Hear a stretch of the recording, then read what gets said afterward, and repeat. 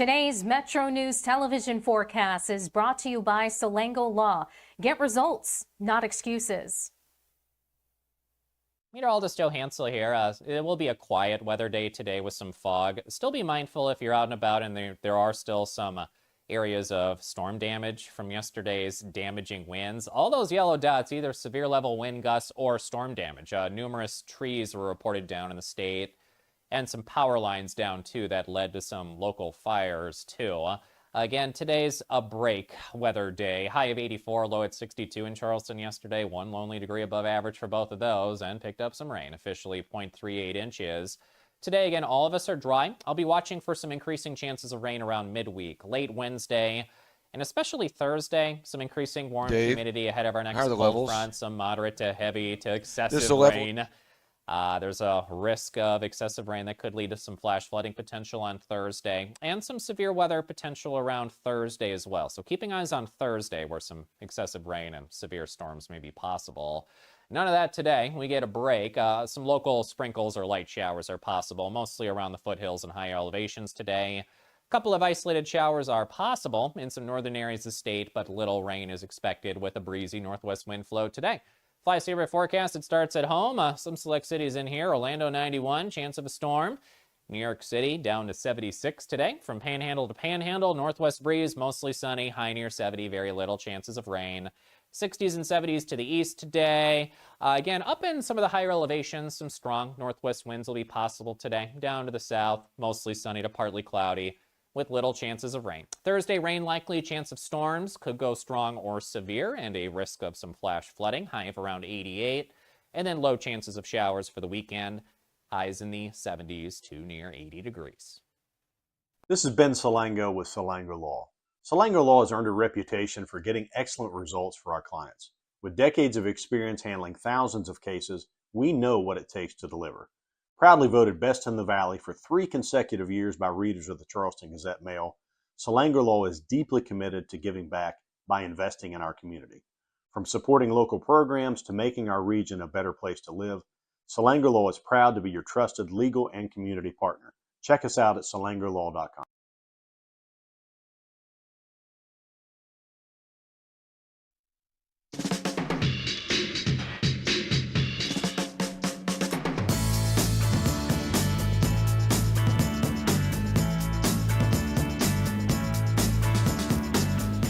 Coming up this morning, we've got an update from Omaha. We'll check in with the guys out of the College World Series. Also, do we have a deal in the middle? Interim meetings, and one of our state senators is officially an author. It's MetroNews Talkline, and we are underway. Do not attempt to change the station. You are surrounded.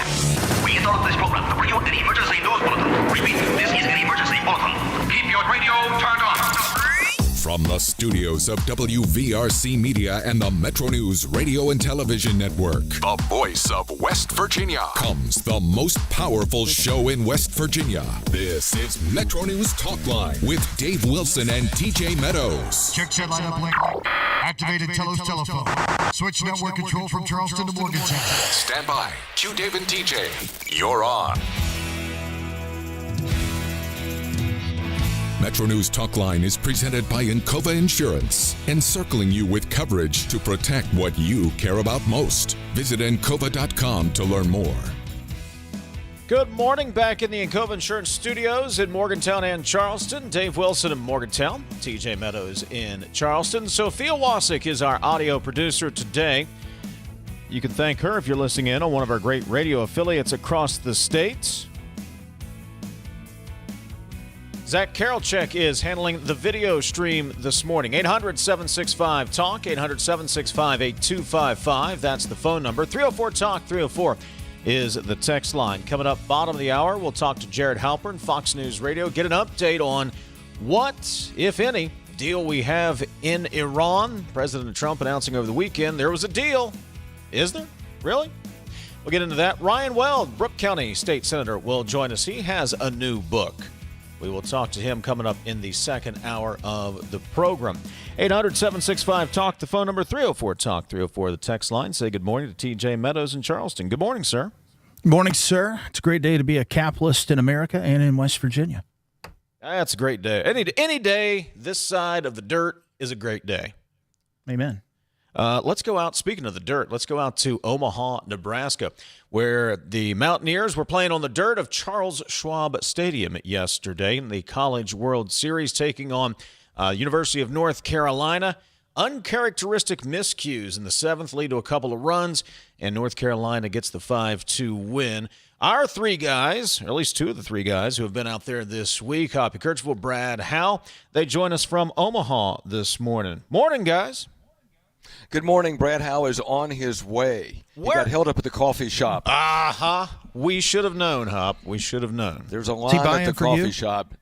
His order is really special and expensive, and we did it separately. But okay. But it was a big line. But anyway, look, as you said, this was a deflating loss. It's you still have a shot because it's a double elimination tournament, but you're in the losers bracket. So Troy beat Ole Miss yesterday, so you got to play Troy again tomorrow afternoon. And if you beat Troy, then you play North Carolina again, and you have to beat North Carolina twice to make it to the national championship game. So West Virginia's done that before, and as the Mountaineer players say, it's advantage West Virginia when your backs are against the wall. They did it in the regional, coming back against Kentucky, but a little bit tougher competition here in Omaha, so you got to win 3 times to make it to the championship game, but it starts tomorrow against Troy after a disappointing loss last night. Hop, that seventh inning, there's 2 errors. WVU has been a defensive team, a strong defensive team throughout the year, 980 fielding percentage. And I looked at those 2 errors, and they weren't – this doesn't change the situation, but those were 2 guys who were trying to make a play, especially the double play at second base. He was trying to turn it just a smidge too quickly, and it was, I would say, mistakes of aggression. Yeah, this is, as you said, this is a very good defensive team. It's the best fielding team in the Big 12 Conference, and 2 infielder errors in the 7th inning that allowed 2 unearned runs, and then UNC added a 3rd run. That was a difference 5-2. But as Coach Saban said after the game, and Saban's is just so even keel. He said, "Look, mistakes happen." And the timing was bad, obviously, and it just it really cost you the game. And it's unfortunate because Max Yell had an outstanding performance. I mean, he came out, struggled a little bit in the first inning, settled down, and was just awesome. I mean, 7 innings, 2 runs, 2 earned runs, 7 strikeouts. He had a winning performance in that game, but those 2 errors were costly, and also West Virginia just could not score. They couldn't generate enough offense in that game. Had a chance in the 9th, had 2 runners on, but the relief pitching for North Carolina is very good. McDuffie and Glauber were just really good out of the bullpen. Glauber came in to get the last 2 outs, throwing 95, 96, 97 miles an hour. West Virginia could not connect with that, so that's what happened. Close. Very close game. McDuffie had a lot of juice in those glasses last night. Talk to us about Mountaineer pitching. You talked about the fact Yale had a great outing. He did. He went long. What's that do to our bullpen? What are we looking like coming up? Oh, you're fine because, Jansen Cole had a poor outing in the opening game, but West Virginia still won that game. So now you got a chance for he won't be the starter coming up tomorrow. They haven't named a starter yet, but you got to figure his arm's okay. He didn't throw that many pitches. They haven't gone that deep in the bullpen. You probably can't go to Corn again, but they got guys. They still got arms. That's okay. It's just can you be in the right headspace coming off a loss as you take on Troy tomorrow? Troy coming off a loss rattled off 12 runs yesterday in a win over Ole Miss. So Troy rebounded nicely, and Troy is a team that has good bats. And they showed that yesterday, so we'll see what happens tomorrow. We're talking to Hoppy Kercheval. Hops out in Omaha following the Mountaineers in the College World Series. What's the experience out in Omaha been like the last several days, Hop? It has been incredible. I didn't know what to expect. Never been here before. Brad has, and he said it's really special, and it has been. This is a unique experience for a couple of reasons. One is Omaha does such a wonderful job of hosting this tournament. They have since 1950. I mean, the town just embraces it. There's events all over town. The stadium Charles Schwab Field is right downtown, so all their activities are within walking distance. So that's the first thing. And the second thing is Mountaineer Nation has responded. Tony always says Mountaineer fans show up, and they have. I mean, they've come, they've flown in, and sometimes the flights have been terrible because flights have been canceled. They've driven here 15 hours to get here, and they have been I don't know how many are here, 4,000, 3,000, but maybe more. But they've been super enthusiastic. You could hear them during the game last night, whether watching on TV or listening on the radio. Chants of "Let's go Mountaineers." They stayed until the very end. We had an event yesterday here at this bar where we're hosting events. This fantastic facility, and the place was packed with Mountaineer fans. So. Mountaineer fans have really shown up, and West Virginia has gotten a ton of national attention. It was a story by The Athletic in the New York Times yesterday about West Virginia's fan support. So this has been special for West Virginia fans. Hoppy, talk about that. I don't know that you can buy that kind of exposure. Talk about the momentum for the program and what this does for Mountaineer baseball moving forward. This is huge. Steve Saban's Coach of the Year in college baseball. He has gotten a lot of media exposure here. The team has gotten a ton of media exposure. ESPN has pulled out all the stops and done an incredible job in covering this baseball tournament. And West Virginia has been one of the stories here. And it is, I'm not sure how you even quantify the amount of publicity and goodwill that West Virginia has built up here. Talk with all the WVU top officials here and talk to them, and they're over the moon over how much positive exposure that West Virginia University, Mountaineer Athletics, and the baseball team have gotten. How did you get hooked up with that studio you guys are working in, Hoppy? You guys fly halfway across the country and you end up with the best facilities. I want to know who you know out there, Hop. I think we just got luck of the draw, right? I think this is a fantastic facility, and it's a double-decker bar. I don't know how many people they could get in here, probably a couple thousand, and they have a full studio here.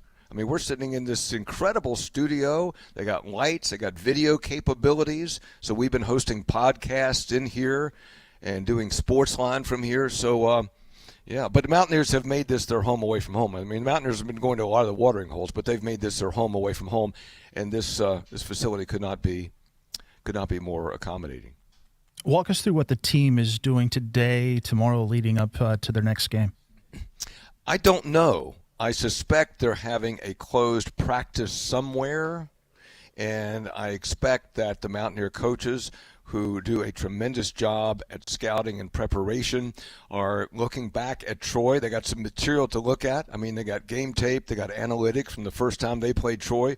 So much of today, I would expect, will be spent by the Mountaineer coaching staff just preparing the game plan for tomorrow. And they do an incredible job, and they get down into the minutia so they know what they want to do in the exact circumstance. So I'm sure that's a big part for the staff. Players, I'm not sure. Again, I imagine that they have a closed practice, but one of the things Coach Steve Saban's talked about was just trying to keep the team busy while they're here. Enjoy the atmosphere, but also keep them busy while they're so they don't just get, have too much time on their hands. Well, if you have too much time, Hop, you think too much. And it just sounds crazy because baseball can be such a complicated game where you have to know the situation and you have to know where you're going with the ball, every pitch. But also you can think too much, Hop. You can think too much, you can overthink it, and that's when you have the ball that goes off the heel of the glove, where you try to turn that double play just a little bit too quickly. Yeah, relax a little bit and stay busy and don't overthink it. Hey, I've given you my take. Let me bring in Brad Howe, who's finally, after his 45 minutes, venture to the coffee shop next door. I hope it was good. Was it worth it? It was okay. But, Brad, I've given my take, so give us your take on the game and where things stand right now. Yeah, I think, guys, as we've talked many times, and Dave, you've been around the game for a long time, this was just one of those nights. The margin for error is so thin at this level and at this event specifically. When you have 8 teams here and they all are capable of winning the national championship. And you just made a couple of defensive mistakes that were not characteristic of this team. We have talked that this is one of the best fielding teams, not only in the country, it's one of the best in this field. And you just had a couple plays last night that the ball bounced over your glove or off your glove, and that led to the runs. And that was the difference in the game, guys. Max Yale gave a performance that you needed. The pitching was there. It was good enough to get you the win. You got it into the late innings when you're going to try and scratch out a run. And Carolina was the one that scratched out the run, and that was the difference in the game to put you in the loser's bracket. And, Brad, I thought also that the bullpen of North Carolina was a difference in this game, too. Walker McDuffie, the sophomore, came in and I thought did a fantastic job. And then Glauber Late's really good, one of the best freshmen in the country. But, yeah, you got to their starter before they got to yours. That was advantage West Virginia. But then their long reliever came in, much like Ian Korn did against Troy, right? I mean, we could flip our hats around right now and be the Troy broadcasters and have the same discussion about West Virginia Troy in the first game when Ian Korn was lights out. Walker McDuffie was really good. He held the line, and it was who was going to blink first, and unfortunately that was West Virginia. Brad, I want to draw on your expertise, and let me say, I don't know that it would have made a big difference, but people are talking about it online. The play where Guzman was going for third, and Carolina's third baseman, and the foot in front of the bag, did they get that call right? Yeah, I need to see it again, but the rule allows for you to block the base if you've got the ball in your hand. So the foot can be there if he's got the ball and he's making the tag. I think I would quibble more in that particular situation with the length of the review, and maybe they have some angles that we don't have. But the fact that you called it safe with the umpire standing right over the play, that to me is inconclusive. It's almost the definition of inconclusive if it takes you that long to make a decision. So I think I would argue more with that than the interpretation of the blocked base. Well, I think that was it. The debate was more centered on whether or not they had possession, which would allow them to block the bag. And I don't know that we ever got a clear answer on that. But again, no sour grapes. Yeah, but again, more than that, I don't know that I saw any conclusive reviews that tells me he was definitively out enough to overturn it. You know, if it had been the other way and you had called him out, would you have gone back in and seen enough to change that? I thought that's one of those. And, guys, we see it all the time across all sports. That's enough to say, not confirmed, let the play stand as called. Yeah, I think, Brad, I think that's a great point. I also think that, again, the margins are so close. There's so many things could have gone a different way. And West Virginia was not able to get key hits at key times. Had two double plays against them at key times. They left, I think, 8 runners on base. So it didn't get timely hits in this game. Also hurt, I think. Yeah, well, yes, that's right. And as we mentioned earlier, runners on third, less than 2 outs. Carolina goes 3 for 3. West Virginia for 1. So timely hitting, a couple of mistakes by West Virginia, and that's all it needs to tip the scales in favor of Carolina. Brad, I don't often disagree with you, but I thought he clearly got him out, actually. With the tag applied to the oven mitt hand just before the right hand got into the base there. I assume we were watching the same broadcast. I thought on that one angle down on the base where you're sliding straight in, you could see the foot, you could see the hand. I thought he got the tag down there. In real time, I will say I thought he was safe, but after seeing that replay, I thought he got the tag in. Yeah, fair enough, because the replay agreed with you. I would dispute your word clearly, because it took 4.5 minutes for the review. So you want to go ahead and have that argument, you can. You probably should remove the word clearly, because it was not clear by any stretch. All right. So Brad and I will disagree on that. But Brad, as you said, it's little things. This is why it's the greatest game, right, Brad? Little things like that play. You get North Carolina gets the tag out there. You get a walk here. You scratch a run across there. It's the little things when the margin is so tight, when the teams are this closely matched. It's the little things that make the difference. That's why it's the greatest game. Yeah, and you did those things against Troy. That's why you got the win. You didn't against Carolina. You got the loss. Now you got to regroup.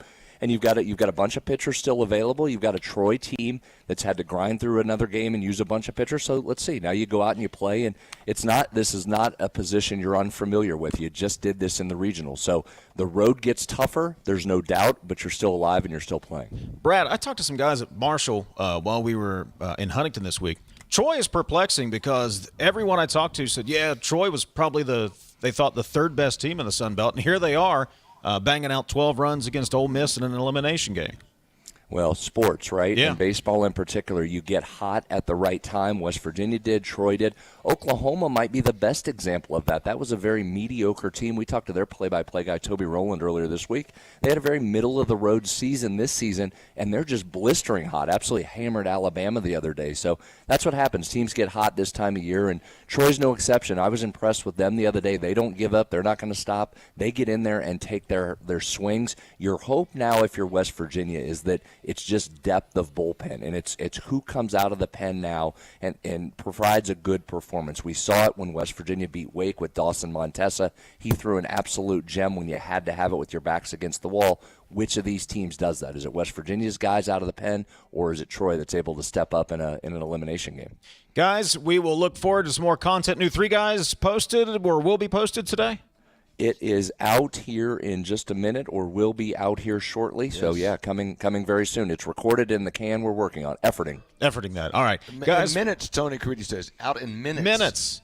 We're tingling with anticipation, guys. I see that. Thanks, guys. Right. Thanks. Brad Howell, Hoppy, Kercheval in Omaha at the College World Series. Thank you, guys. Appreciate it.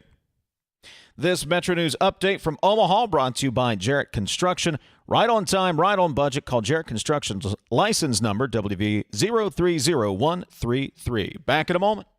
At WVU Medicine, innovation is redefining men's health. Our specialists use advanced techniques like no needle, no scalpel vasectomy, and cutting-edge procedures for infertility. We offer precise vasectomy reversals, targeted solutions for pain, and the latest in testosterone replacement therapy, all designed to improve outcomes and recovery. For appointments, call 855-WVU-CARE or visit wvumedicine.org/urology. They say you can't take the lottery with you.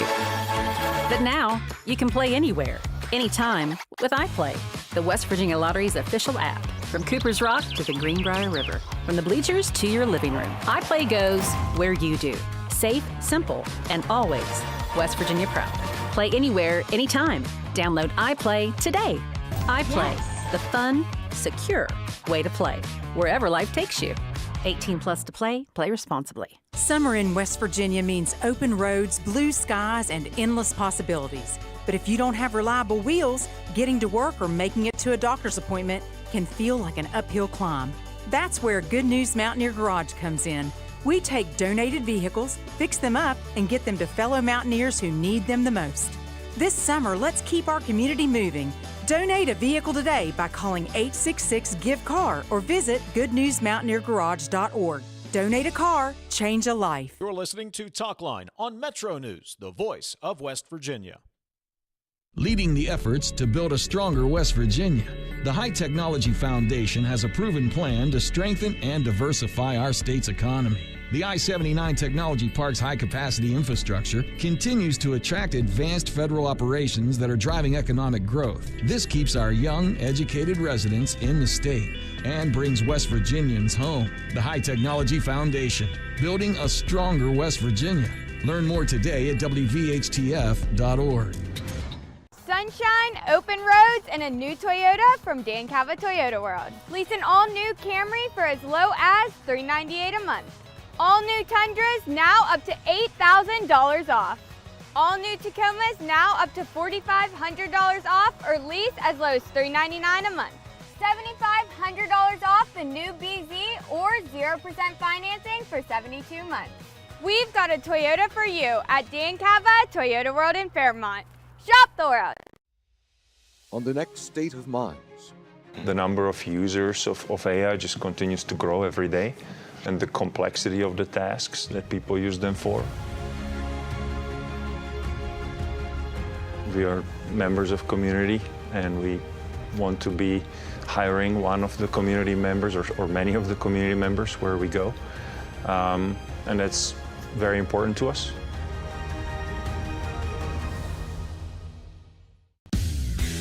You own a boat because you love spending time on the water. Choose the outboard that allows you to make the most of it. Honda Marine's legendary reliability, ease of maintenance, and powerful performance keep you going strong. And they're all backed by the peace of mind protection of the industry's best limited warranty. Visit your Honda Marine dealer today and find out why it's more than an engine. It's your time on the water.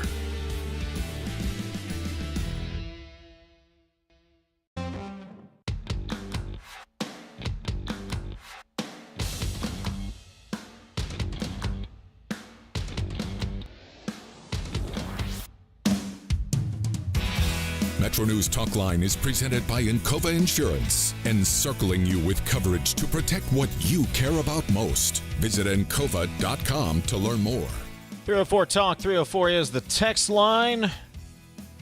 Watching the cable news networks this morning, President Trump leaving for the G7 summit. And apparently, we've got to deal with Iran. We'll talk about that with Jared Halpern coming up at the bottom of the hour here after the news break. 304 Talk 304 is the text line, 800-765-8255, the phone number. Texter says, I don't understand the Carolina player's foot blocking the base. I guess that's legal? ?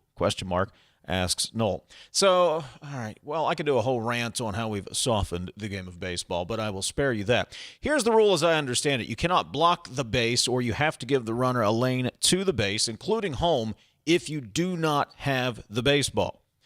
If you have the ball, that's a different story. So the way that play worked itself out, and this is what I think took the review so long. I disagree with Brad. I thought it was clear the tag got down, but what took so long, I thought, was trying to determine just that. If that was actually obstruction, did the third baseman have the baseball, then slide his foot over in the way, or did he slide the foot before he had the baseball?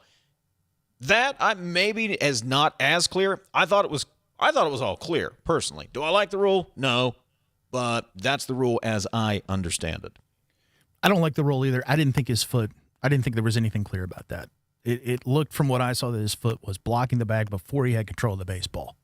And it wasn't a slide over. But like I said, no sour grapes. I don't know that made a difference one way or the other, but I think it's interesting to talk about. Well, in a game like that, though, if he's safe at third, the next guy, you don't know how the next thing plays out. That's why that becomes a big deal. Does he hit it? Does he drive in the run? You never know. I don't think anybody from WVU was out screaming, oh, I mean, we're not that team. That's not what we do. Coming up, Jared Halpern will get an update from the White House. Deal with Iran. This is Talkline on Metro News, the voice of West Virginia. It is 10:30. Time to get a news update. Let's check in with the Metro News Radio Network. Find out what's happening across the great state of West Virginia. West Virginia Metro News. I'm Jeff Jenkins. A year ago. Today's Metro News television forecast is brought to you by Salango Law. Get results, not excuses. Meteorologist Joe Hansel here. It will be a quiet weather day today with some fog. Still be mindful if you're out and about, and there are still some areas of storm damage from yesterday's damaging winds. All those yellow dots, either severe level wind gusts or storm damage. Numerous trees were reported down in the state, and some power lines down too that led to some local fires too. Again, today's a break weather day. High of 84, low at 62 in Charleston yesterday. One lonely degree above average for both of those, and picked up some rain, officially 0.38 inches. Today, again, all of us are dry. I'll be watching for some increasing chances of rain around midweek, late Wednesday, and especially Thursday. Some increasing warmth, humidity ahead of our next cold front, some moderate to heavy to excessive rain. There's a risk of excessive rain that could lead to some flash flooding potential on Thursday, and some severe weather potential around Thursday as well. So keeping eyes on Thursday, where some excessive rain and severe storms may be possible. None of that today. We get a break. Some local sprinkles or light showers are possible, mostly around the foothills and higher elevations today. A couple of isolated showers are possible in some northern areas of the state, but little rain is expected with a breezy northwest wind flow today. Fly Saver forecast, it starts at home. Some select cities in here. Orlando 91, chance of a storm. New York City down to 76 today. From Panhandle to Panhandle, northwest breeze, mostly sunny, high near 70, very little chances of rain. 60s and 70s to the east today. Again, up in some of the higher elevations, some strong northwest winds will be possible today. Down to the south, mostly sunny to partly cloudy, with little chances of rain. Thursday, rain likely, chance of storms, could go strong or severe, and a risk of some flash flooding, high of around 88, and then low chances of showers for the weekend, highs in the 70s to near 80 degrees. This is Ben Salango with Salango Law. Salango Law has earned a reputation for getting excellent results for our clients. With decades of experience handling thousands of cases, we know what it takes to deliver. Proudly voted Best in the Valley for 3 consecutive years by readers of the Charleston Gazette-Mail, Salango Law is deeply committed to giving back by investing in our community. From supporting local programs to making our region a better place to live, Salango Law is proud to be your trusted legal and community partner. Check us out at salangolaw.com. on the next State of Minds. The number of users of AI just continues to grow every day, and the complexity of the tasks that people use them for. We are members of community, and we want to be hiring one of the community members or many of the community members where we go. And that's very important to us.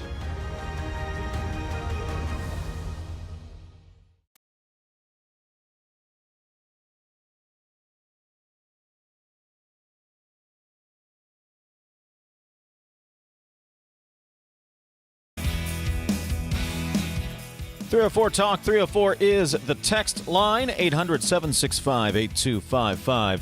That is the phone number. A reminder, today is the last day to vote for the West Virginia Scholar. It's been a huge success. High school juniors from all across the state have applied, and we're down to the 15 finalists. And you can help select the winner. Go to WVMetroNews.com and vote for your favorite finalist. By casting your vote, you can help determine who will win a full scholarship to West Virginia Wesleyan. That includes room, board, tuition, and fees. Log on to WVMetroNews.com, click the Vote Now button, and cast your ballot. You have until midnight, June 14th, to help us change the life of a West Virginia student and their family forever. Cast your vote today. Click the Vote Now button. This isn't California rules. We'll count them immediately. Vote now at WVMetroNews.com. The 2026 West Virginia Scholar Program is supported by Greer Industries, the West Virginia Hospital Association, ZMM Architects and Engineers, the West Virginia Farm Bureau, Friends of Coal, and, of course, Metro News. We will be in Buckhannon for Wednesday's show, and we will be broadcasting live from West Virginia Wesleyan. We'll get to talk to some of the finalists before the winner is announced at the annual luncheon Wednesday afternoon. So that's coming up later this week. Over the weekend, we learned that there is a possible deal, or there is a deal in place between the U.S. and Iran to end the war in Iran and potentially open up the Strait of Hormuz, get oil moving again. Is that, in fact, the case? Well, let's go to Fox News Radio's Jared Halpern. Jared, good morning. Thanks for joining us.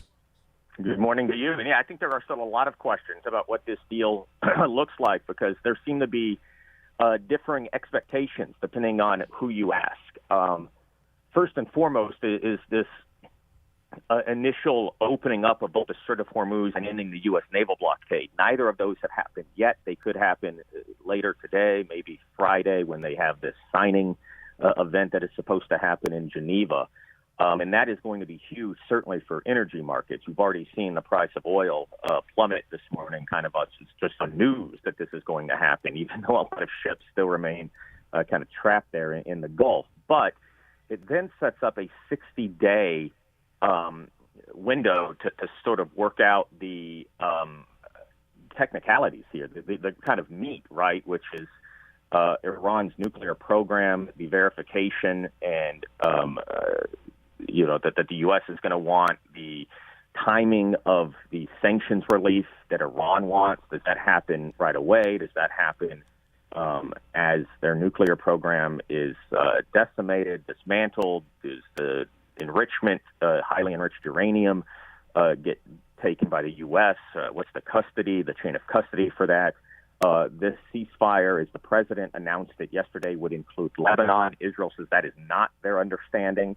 And so does Israel continue these operations to target Hezbollah in Beirut and in southern Lebanon? That seems to be an open question as well. So certainly further along in this process than I think we have been since the end of February when this Operation Epic Fury was launched, but still an awful lot of questions over the next 60 days about the kind of meat of this, right? The sanctions, timing relief that Iran wants, the ability or inability for them to ever resume their nuclear program, which the U.S. says cannot happen. So we'll see, I think. But certainly this is something that President Trump has suggested it could be a big deal to bring Iran back into the international community and provide some historic stability in the Middle East. Jared, certainly seems that the parties have a way to go based on what we know now. You laid that out very well. Let's get past that for a second, and let's look at the track record of Iran, not the most trustworthy counterparty to do a deal with. What is the White House or anyone in Washington saying about the fact if or whether Iran can be trusted to actually not only sign a deal, execute a deal, live by the deal?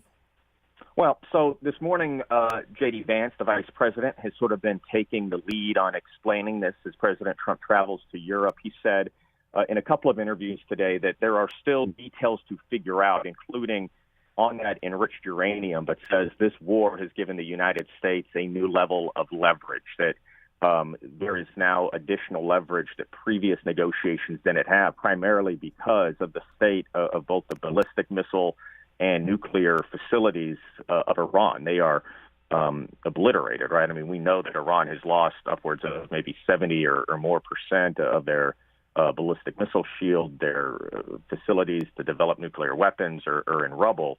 And so he says that has given a new level of leverage that has not been there before. And so not necessarily saying that there is a deal, a final deal in place, but that now as they sit to the table for the next 60 days, the U.S. is in a stronger position than it would have been before the war in Iran. Talking to Fox News Radio's Jared Halpern. Jared, is Israel an X factor in all of this? Because there's Israel and Lebanon, and it's part of this, but it's not. How does that all factor in? Yeah, no, I think Israel's certainly a player because this was a joint operation. Operation Epic Fury were joint airstrikes between the United States and Israel. Israel has also carried out strikes in Lebanon. They say that Hezbollah is backed by, Hezbollah is backed by Iran and continued to target the Israeli cities. Iran has linked these ceasefires to an end to the fighting in Lebanon. The president has seemed to tell Netanyahu the same. And you are already seeing the Israeli media, at least the sort of more conservative flank of the Israeli government, not real enthusiastic about what they are seeing emerge from this deal. So that is certainly a big X factor in all of this, is how Israel responds and kind of the conditions by which these proxies that Iran has financed are handled over the course of these negotiations. So these positions, is that an opportunity for the Trump administration to decouple from Israel and move forward? And if it is, how would that play politically in Washington? I'm not sure. I mean, again, these were joint airstrikes. So this was an operation that was carried out by both sides. So, yes, there is sort of the Iran element and the Lebanon element. And the United States has not been involved in the Lebanon operations at all. But ultimately, if Iran says that they are not going to abide by this so long as Lebanon remains in a state of conflict, that would have an impact on kind of how the United States can move forward with this deal. Fox News Radio's Jared Halpern joining us this morning. Jared, what kind of reactions is this news getting around D.C.? Well, I mean, people, I think, are still trying to kind of understand it. You have had even the more hawkish folks like Lindsey Graham show some optimism that this is a step forward. But again, kind of that trust but verify. You have Democrats who are wondering if this is stronger than the JCPOA, the Iran nuclear deal that was negotiated during the Obama administration. So right now, I think that there is certainly a sense of relief that, the ceasefire could provide the opportunity for prices to come down, for oil to come down, for some stability. But at the same time, still a lot of questions about what has not yet been settled and has not yet been negotiated. Interesting evening in D.C. last night with the UFC on the South Lawn. Some things were said. The event's done and over. What are people saying? Are they seeing it as success? Are they still cynical or critical of the event? What are you hearing? I mean, it depends if you had an R next to your name or a D next to your name. This was a successful event in the sense that, I think the UFC was really happy with the event. The weather held out. There was some concerns about some thunderstorms moving through. The fireworks went off. The flyover went off. The fights went off. President Trump seemed to really enjoy himself. UFC said it was a successful event on their end, and they wanted it to be kind of a unifying event. So I think in that sense, mission accomplished. Obviously, you had those who believe that this was an appropriate use of federal property and of the White House. and maybe aren't big fans of UFC or MMA to begin with. But the event is over. But there are already now kind of accusations that President Trump is turning these 250 celebrations kind of into personal celebrations, announcing today a Trump rally on July 4th here on the National Mall. And so, again, there have been throughout these months as America 250 celebrations have moved forward, certainly from Democrats, criticism that they are becoming much more Trump events and much less kind of bipartisan unifying events. Did you go? Did you make, you're credentialed media, aren't you? I didn't have a ticket. I didn't have a ticket. You couldn't get near there if you didn't. There was a NHL Finals game on TV, and so I watched that from home. Hey, the Mountaineers were playing yesterday. You could have popped on the College World Series. I could have driven up. Yeah, it was a tough ticket, and if you didn't have one, it was really hard to get to downtown D.C., and so I opted not to. I did hear flyovers for sure, so they kind of buzzed the tower here in my neighborhood, so that was cool to see. Fox News Radio's Jared Halpern with the latest from Washington. Jared, always appreciate it. Thank you so much, buddy. Sure thing. 800-765-TALK is the phone number. 304-TALK. 304 is the text line. We have more from the Encova Insurance Studios right after this. We are there for you, to care for you at the health plan. We are here for you. For over 4 decades, we've been rooted deep inside West Virginia. Through thick and thin, supporting local families and businesses. Proudly serving your neighborhood since 1979. Your trusted partner in the community. The health plan, we are here for you.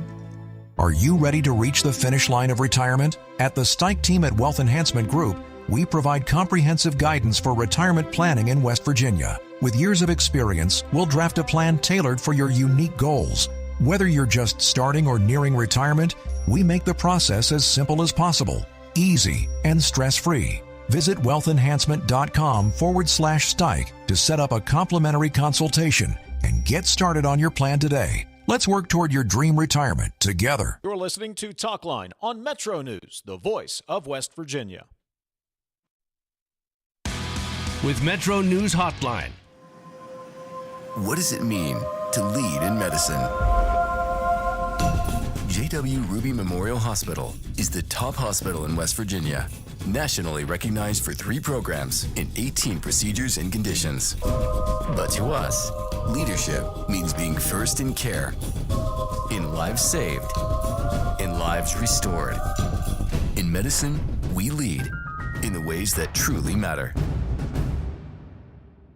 In 1914, the same year the first commercial flight soared and the Panama Canal opened, Greer Industries was born. Herbert and Agnes Greer began in Morgantown, West Virginia, striking the first pick into the limestone formation that would become the backbone of one of the state's great industrial legacies. From the roads we drive on, the buildings we build, and the communities we serve, Greer Industries has been delivering quality for decades. At Greer Industries, we've been improving lives for more than a century. Download Metro News Television on your iPhone or Android. Search Metro News Television in your app store. Create an account today to get alerts and watch all live and archived content. Download now. At Daniel's Men's Store, exceptional style begins with a curated selection and finishes with a flawless fit. When it's time to buy a suit, Daniel's is here to make sure yours is one of a kind. Discover tailored suits you'll only find in-store at Daniel's. Longer days, warmer drives, and better deals at Dan Cava GMC. Hit the road in one of our new luxury GMC Acadias. Take your pick from our massive selection. Now up to $5,500 off select new Acadias and 3.9% for 60 months. The great deals continue with our large selection of quality pre-owned vehicles. All this and more at Dan Cava GMC in Bridgeport. Shop the world.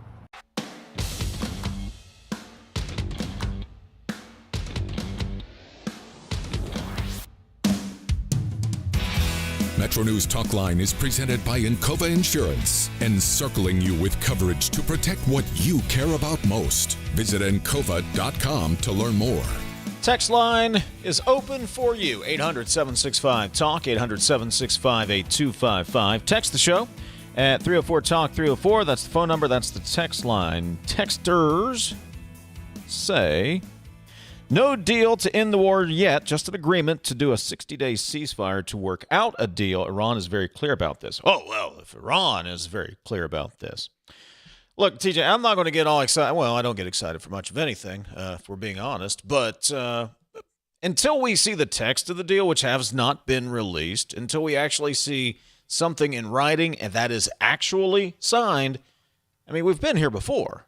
There's a deal. There's a deal coming. We're going to sign a deal. We're going to sign a deal on Thursday. We got a deal worked out and then no deal worked out. So I'll believe it when I see it, and then we can start to assess whether it's a good deal, bad deal, or we're just right where we were 6 months ago. Who knows? But we don't know what it is yet. MOUs are easier to make than a ham sandwich. I mean, easily made, easily broken. This counterparty has zero track record of keeping their word, agreeing to anything that they say. The terms of the MOU, I would dare say, we'll never see.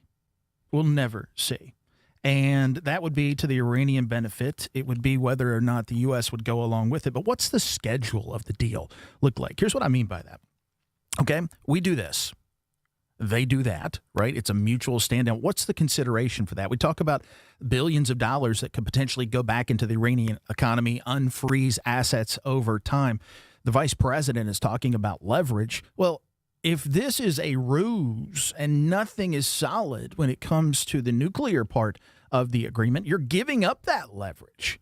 They talk about reopening the Strait of Hormuz. The Strait of Hormuz was open before we went into this. We went into this to ensure that Iran doesn't get or have a nuclear weapon. Now, look, we've blown them to bits, and that's great, but there's nothing to keep them from rebuilding and doing everything over. So we're just getting back something we already had, which is an open strait before we went into this deal. I also think the Iranian psyche, I mean, look, these guys, they embrace a radical agenda. They want war with the United States. They don't like us.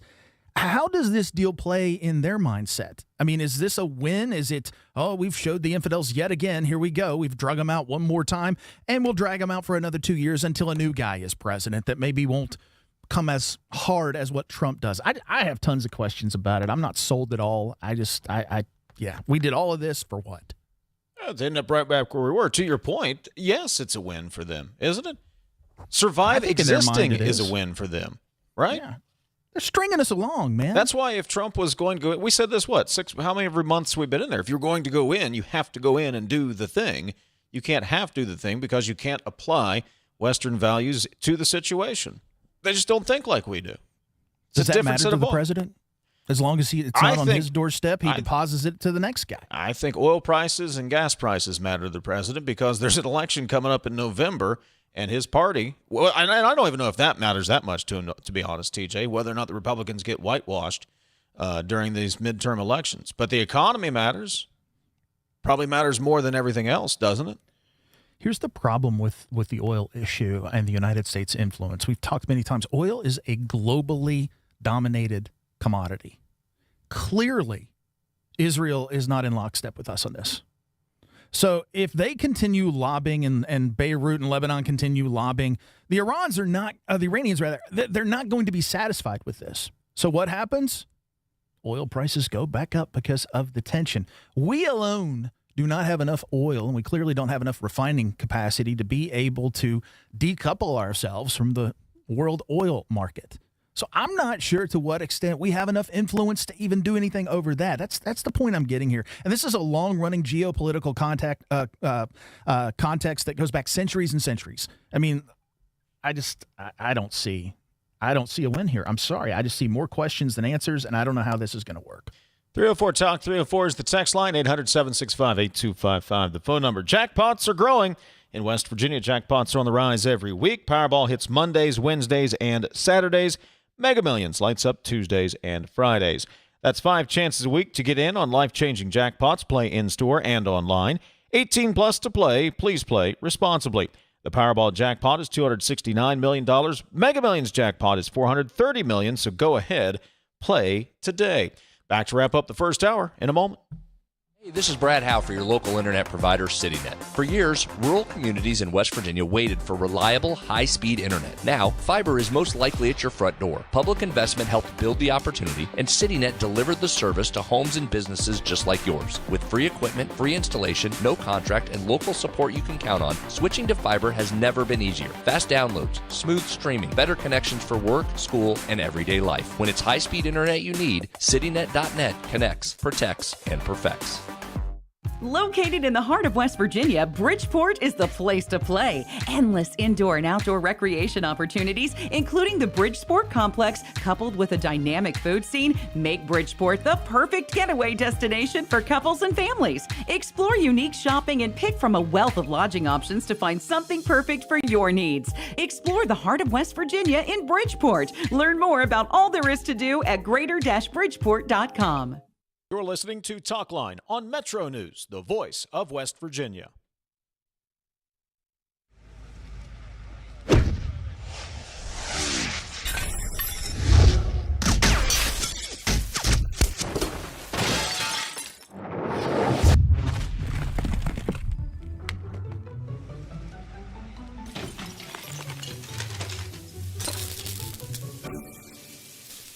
I'm Sean Kovich, Mountaineer Golf Coach. When disaster strikes your home, business, or golf game, call the restoration company the Mountaineers call. Panhandle Cleaning and Restoration. Leading the efforts to build a stronger West Virginia, the High Technology Foundation has a proven plan to strengthen and diversify our state's economy. The I-79 Technology Park's high-capacity infrastructure continues to attract advanced federal operations that are driving economic growth. This keeps our young, educated residents in the state and brings West Virginians home. The High Technology Foundation, building a stronger West Virginia. Learn more today at WVHTF.org. What does it mean to lead in medicine? J.W. Ruby Memorial Hospital is the top hospital in West Virginia, nationally recognized for 3 programs and 18 procedures and conditions. But to us, leadership means being first in care, in lives saved, in lives restored. In medicine, we lead in the ways that truly matter. You own a boat because you love spending time on the water. Choose the outboard that allows you to make the most of it. Honda Marine's legendary reliability, ease of maintenance, and powerful performance keep you going strong. And they're all backed by the peace of mind protection of the industry's best limited warranty. Visit your Honda Marine dealer today and find out why it's more than an engine. It's your time on the water.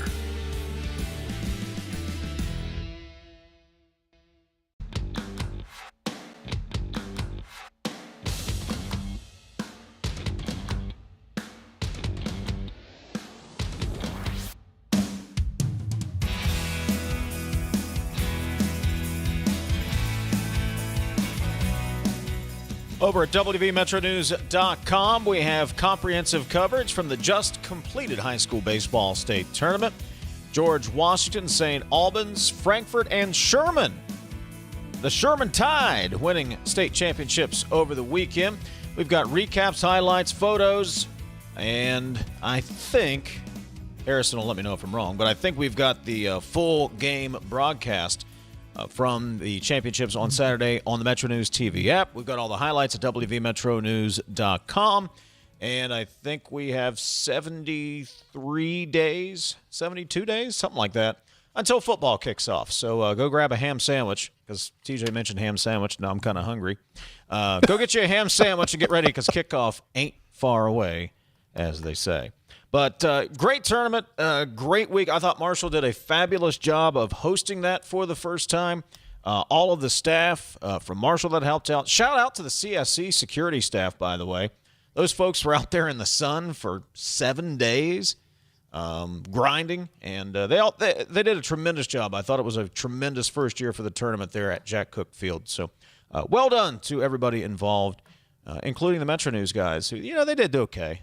I think they did all right this year. So that's did you all. wear your sunscreen? Buddy, I was indoors all day. You didn't go out at all? Okay. I didn't spend a lot of time out in the sun. I know better than that. I'm spoiled, TJ. I'm a spoiled member of the media. We stay where it's cool and there is plenty of snacks available. That's we get 2 perks of the job. We get some potato chips and some water that we don't have to pay for. So, perks of the job, my man. Perks of the job. Good for you. 304 Talk 304 is the text line, 800-765-8255. Couple of texts here before we clear for the top of the hour. I think Trump is trying to calm things before July 4th. Then after the Trump America 250 celebration, he will resume hostilities. They're thinking make things nice for the party, then 3 more months to get victory over Iran before the elections, says the texter. Here's a thought. All of these other countries that count on the strait for ships that need to go through to secure trade, instead of sitting back and having us do all the dirty work and complain when it goes bad, how about actually having a united front and tell Iran basically knock it off or we're all going to come at you because everybody's fed up with them and their terrorist tactics, insists the texter.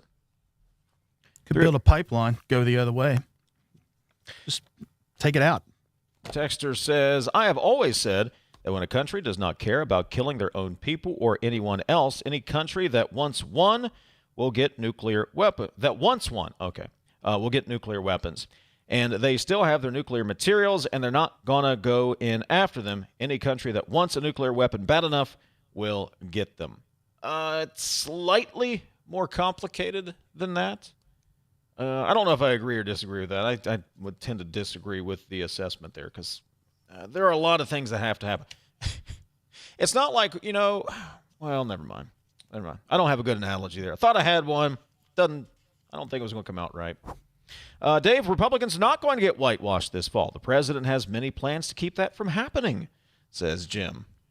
Cue the I don't have the X-Files music on the hotkey. Cue the conspiracy theory music.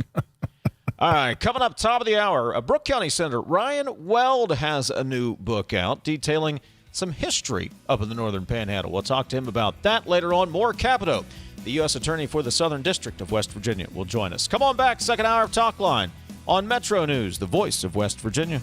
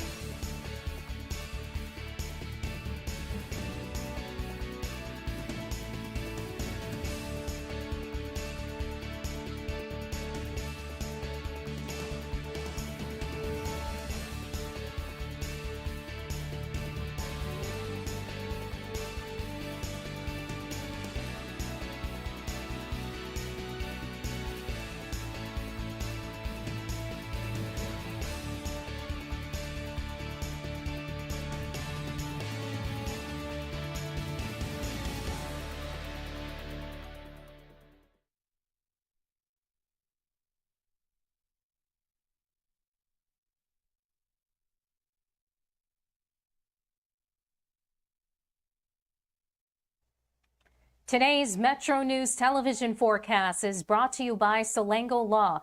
Get results, not excuses. Meteorologist Joe Hansel here. It will be a quiet weather day today with some fog. Still be mindful if you're out and about and there are still some areas of storm damage from yesterday's damaging winds. All those yellow dots, either severe level wind gusts or storm damage. Numerous trees were reported down in the state and some power lines down too that led to some local fires too. Again, today's a break weather day. High of 84, low at 62 in Charleston yesterday. 1 lonely degree above average for both of those, and picked up some rain, officially 0.38 inches. Today, again, all of us are dry. I'll be watching for some increasing chances of rain around midweek, late Wednesday, and especially Thursday. Some increasing warmth, humidity ahead of our next cold front, some moderate to heavy to excessive rain. There's a risk of excessive rain that could lead to some flash flooding potential on Thursday and some severe weather potential around Thursday as well. So keeping eyes on Thursday where some excessive rain and severe storms may be possible. None of that today. We get a break. Some local sprinkles or light showers are possible, mostly around the foothills and higher elevations today. A couple of isolated showers are possible in some northern areas of the state, but little rain is expected with a breezy northwest wind flow today. Fly Saver forecast, it starts at home. Some select cities in here. Orlando 91, chance of a storm. New York City down to 76 today. From Panhandle to Panhandle, northwest breeze, mostly sunny, high near 70, very little chances of rain. 60s and 70s to the east today. Again, up in some of the higher elevations, some strong northwest winds will be possible today. Down to the south, mostly sunny to partly cloudy, with little chances of rain. Thursday, rain likely, chance of storms, could go strong or severe, and a risk of some flash flooding, high of around 88, and then low chances of showers for the weekend, highs in the 70s to near 80 degrees. This is Ben Salango with Salango Law.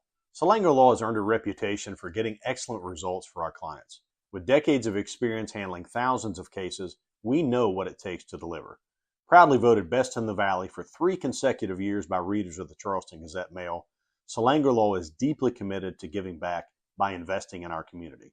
From supporting local programs to making our region a better place to live, Salango Law is proud to be your trusted legal and community partner. Check us out at salangolaw.com.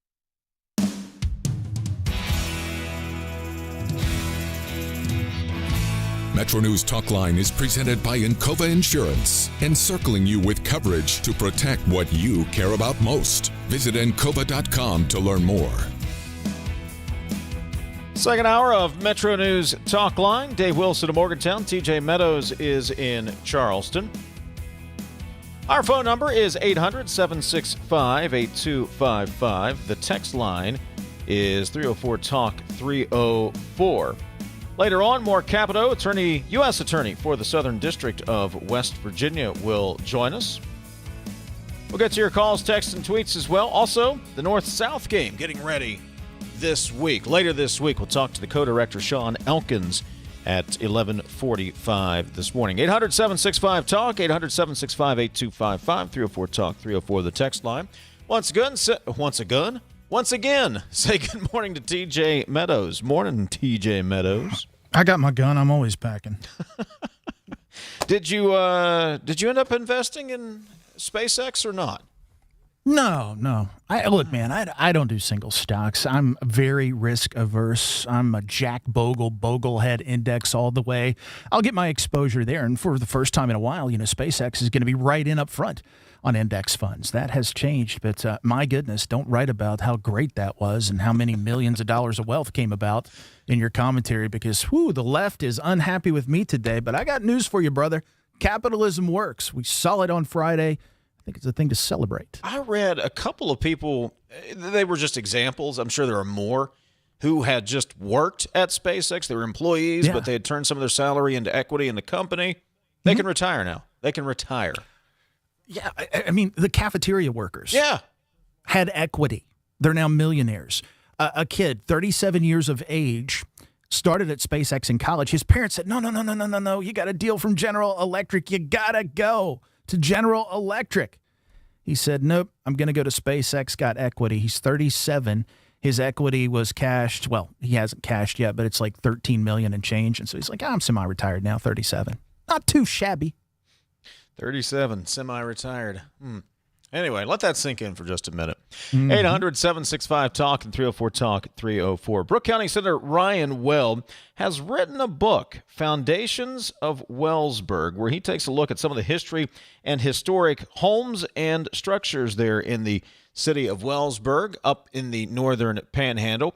And when I heard about this, I thought, I know most of the places he's talking about. If you ever drive through Wellsburg, there are some huge historic homes, historic structures, and you go, I wonder how that got there. Well, maybe if you read Ryan's book, you can find out a little bit more about that. Ryan Weld joins us this morning. Senator Weld, good morning. Good morning, gentlemen. How are you? Doing well. So what possessed you to write a book, first of all? That's number one, because that's no easy task. But number two, to take a look at some of the history there in Wellsburg and specifically some of those historic homes and structures. Writing a book, you were correct. Every time I complained about it, my wife would tell me to just shut up because it's like I volunteered to write the world's worst term paper. And so that was on me. What possessed me to write it was my mom and my stepdad moved into the house that I grew up in 1986. And it's an older home, built in the early 1900s. It's a very nice house. I love it. It's pretty prominent in town on its location. And so one day my mom said, you know, as long as we've lived here, I don't know anything about the house. When it was built, who built it, who lived here, what those people did, anything. So I started doing some research because she got me curious. And so I found out who built the house and what they did and really learned about, the guy was a pretty prominent guy in town, an entrepreneur, a capitalist, if you will. And really got to read about their successes, you know, their tragedies, all that happened at the house and all that happened in town to their businesses. And so I started to think about that for what I just found about my mom and my stepdad's house and all the stories, what other untold histories were behind the homes, many of the other homes in town. And I thought, well, maybe there's enough to fill a book. And as I found out, I was correct. I love the concept here. It's history through homes is how I would maybe paraphrase it. I want to dive into a specific example. Talk to me about the house that was built by the man who helped build Wellsburg. So there was, he was an architect in town, Millard Wells. And so he designed many of the buildings that we have in town still today. And we're talking early 1900s, late 1800s.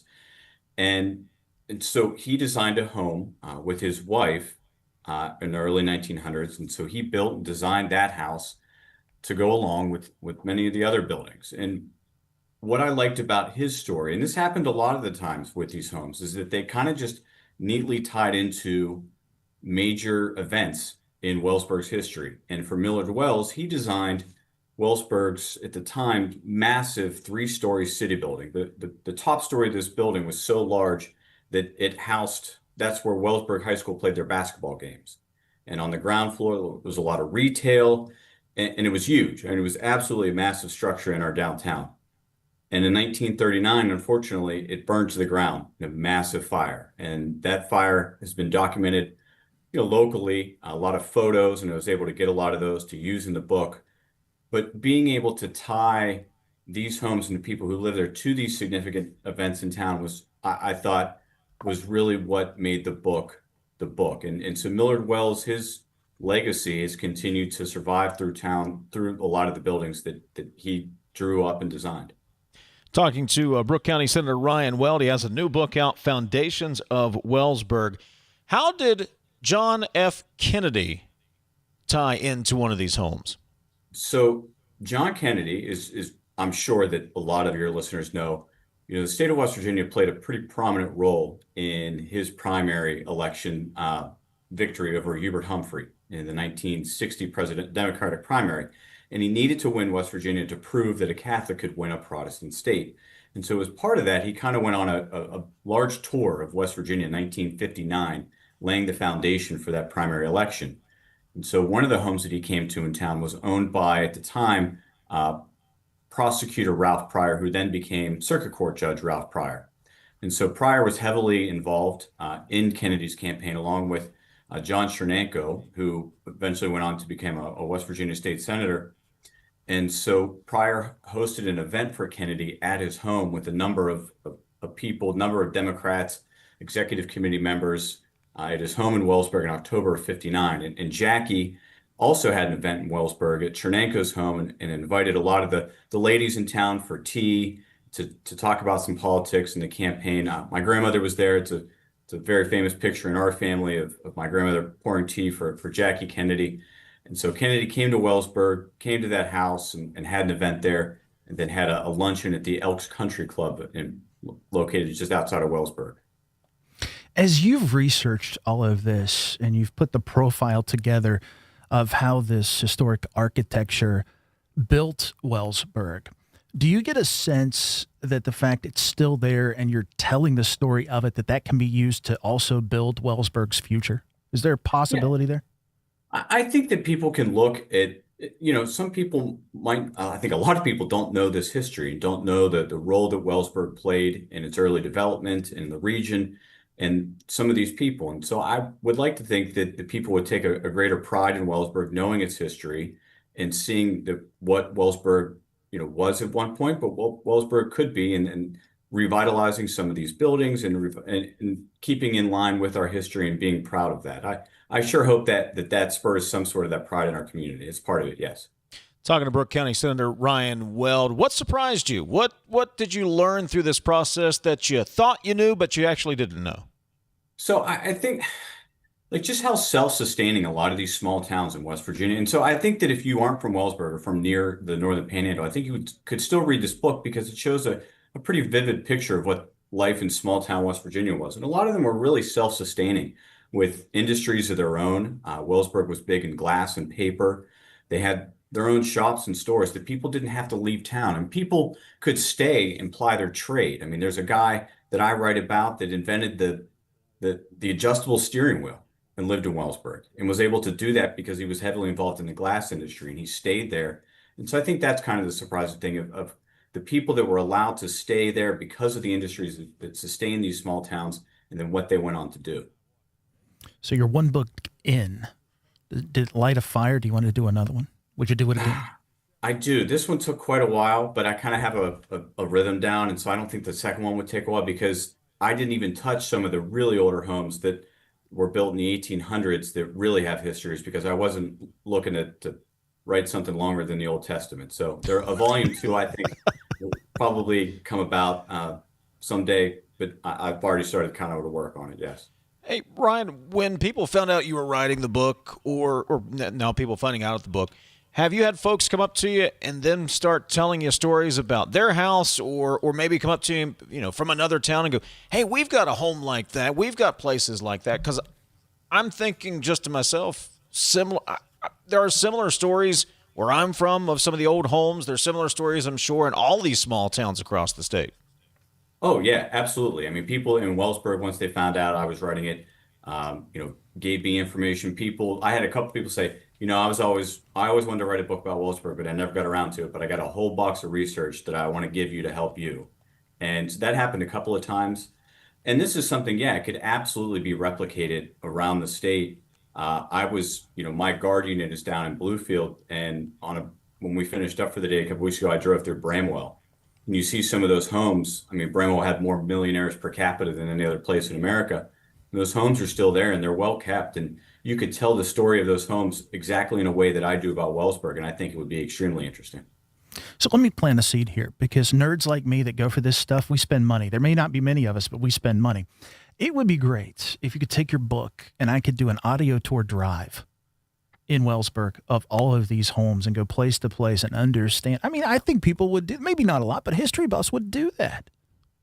Oh, I absolutely agree. And I've thought about ways to be able to share this story, but also to help people find a way to replicate and do the same type of story in the research of their own home or homes in the neighborhood or the town that they live in. But I absolutely agree. And I thought about ways to, how can I expand what I've done in Wellsburg elsewhere?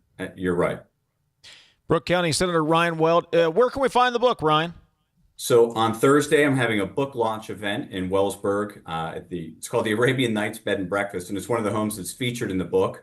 But then also it will be available for sale on Amazon beginning on Thursday as well. More grueling, writing a book or 60 days in Charleston? The actually the 5th. Spoken like a true attorney. Ryan Weld, Brooke County Senator. The book is called Foundations of Wellsburg. Will be available on Amazon. And if you're up in the Wellsburg area, go check them out at the launch event on, what'd you say, Thursday morning? On Thursday at 6 p.m. All right. Ryan, thank you so much. Congratulations. Looking forward to seeing the entire book. Thank you. Thank you, gentlemen. Brooke County Senator Ryan Weld. Again, the book available on Amazon, and the launch on Thursday there up in Wellsburg. 800-765-TALK is the phone number. You can always text us at 304-TALK-304. This is Talkline from the Encova Insurance Studios. Back in a moment.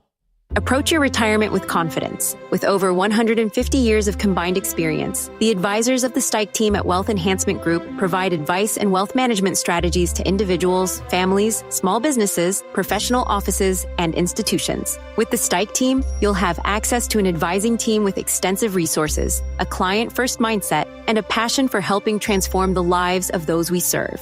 Visit wealthenhancement.com/Stike today and join the team that's dedicated to your success. We are there for you, to care for you at the health plan. We are here for you. For over 4 decades, we've been rooted deep inside West Virginia. Through thick and thin, supporting local families and businesses. Proudly serving your neighborhood since 1979. Your trusted partner in the community. The health plan. We are here for you.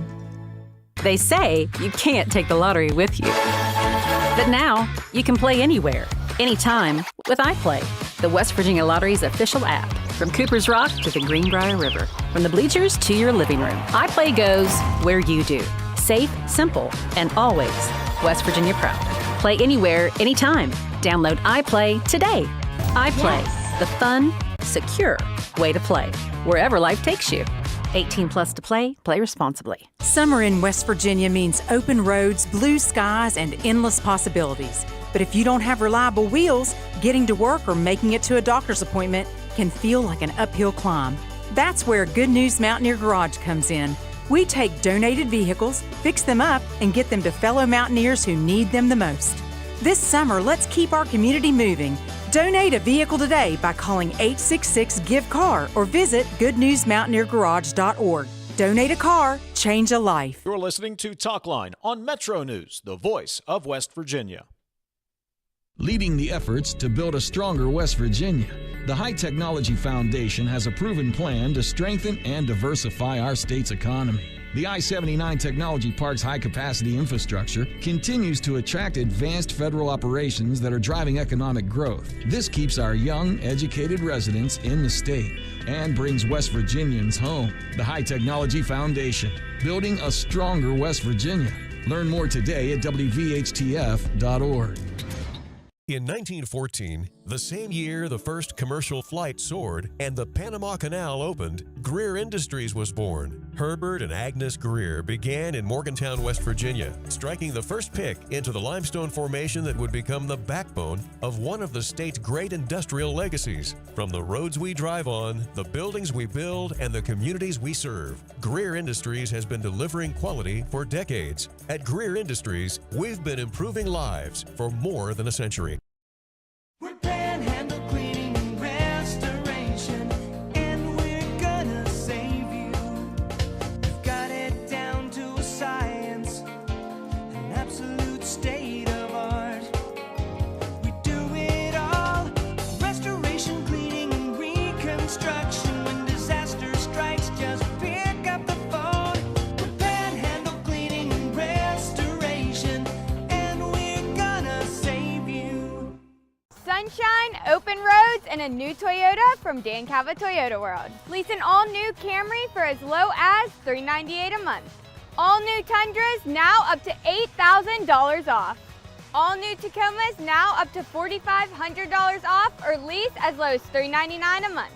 $7,500 off the new BZ or 0% financing for 72 months. We've got a Toyota for you at Dan Cava Toyota World in Fairmont. Shop the world.